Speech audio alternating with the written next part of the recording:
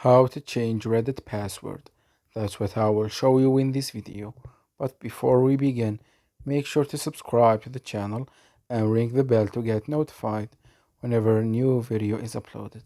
With that said, let's get started. So go ahead and open up Reddit. And once you do that, you want to click on the avatar at the top right, then click on settings. And here from the general section, click on account settings and then click on change password.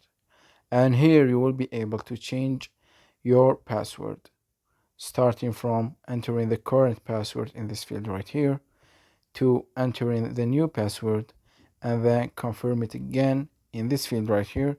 And once you're done, click on the save button at the bottom right to save the changes. It's that easy and simple.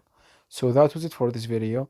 That's how you can change the password on Reddit. If you have any questions, please leave them in the comment section down below. With that said, see you in the next video.